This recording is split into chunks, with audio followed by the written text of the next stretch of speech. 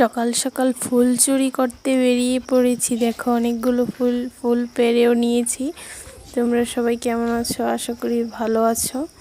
আমি হাঁটতে হাঁটতে সামনে একটা মন্দির পড়লো চোখে। মন্দিরটা ভালোই ছোট, কিন্তু সকাল হওয়ার কারণে মন্দিরটা বদ্ধ।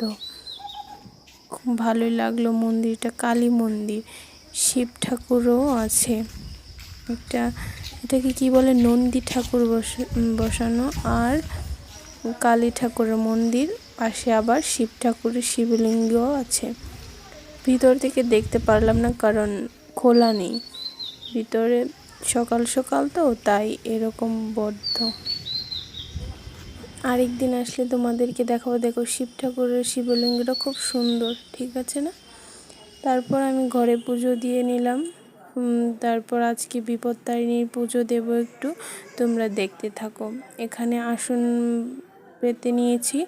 তারপর তার উপরে ফুল ছিঁড়বো, ফুল ছিঁড়ে দিয়ে দেব। গাঁদা ফুল থাকলে একটু সুবিধাই হয়। আমার কাছে গাঁদা ফুল নেই, আমি এই সাদা জবা ফুল দিয়ে দেব একটু। তারপর ঠাকুরটা দেব, ছোট্ট ঠাকুরটা দেখো খুব কিউট না? তারপর ঠাকুরটাকে বসালাম।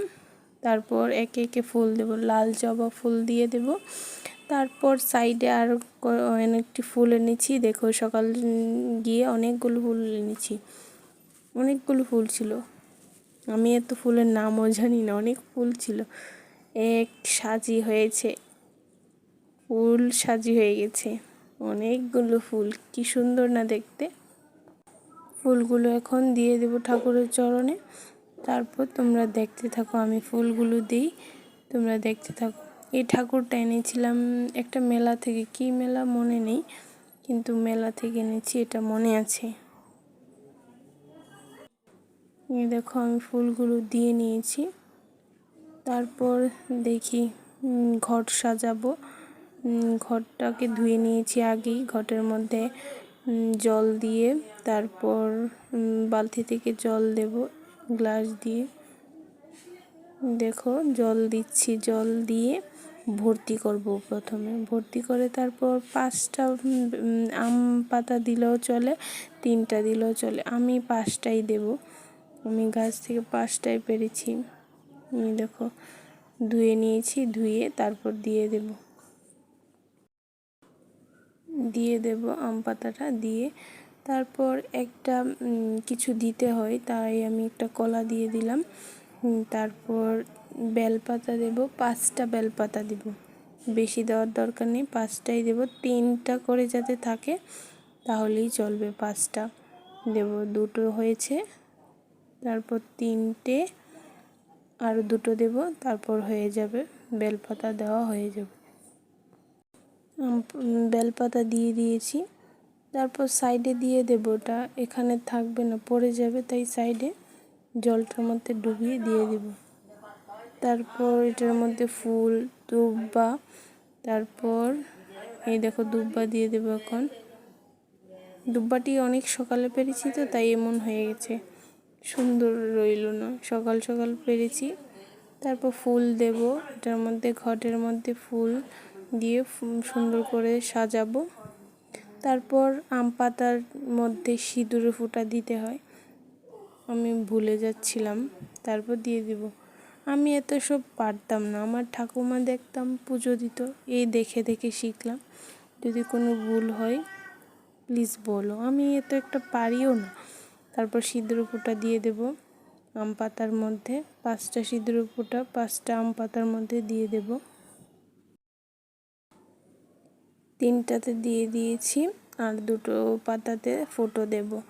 দেওয়ার পর ঘটেও দিয়ে দেব, আর কলাটার মধ্যেও দিয়ে দেব।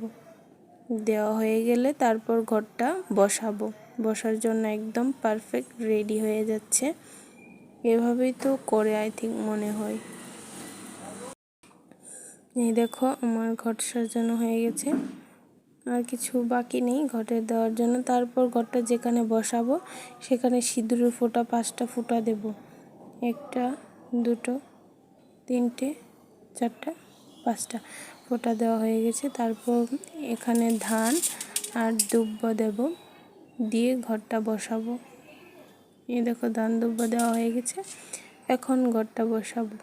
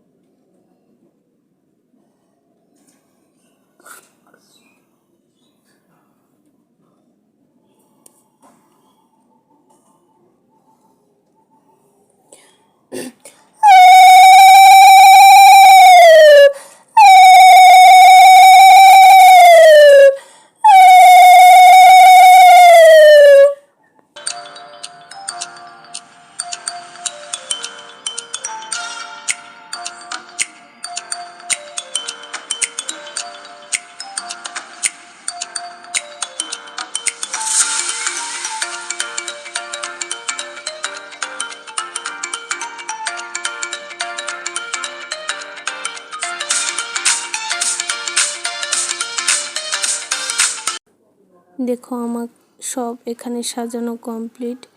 তারপর আমি পাইচালি পরব। এখানে দেখিয়ে পাইচালি পরব। বিপত্তারিণী পুজোর পাইচালি পরাটা একটা দরকার, খুবই দরকার। আমি সবটা পাইচালি পরলাম, পরে পাইচালিটা পরব। আমার এখানে সব রেডি হয়ে গেছে। তারপর ধূপকাঠি দিয়ে ঠাকুরকে এভাবে দেখাবো। দেখিয়ে নিলে আমার সব পুজোর আয়োজন দেখো আমি করেছি একে একে। এত কিছু আর তোমাদেরকে দেখালাম না। তারপর আমি পাইচালি পরব, সবটা পরে তারপর ঘটের উপর রেখে দেব।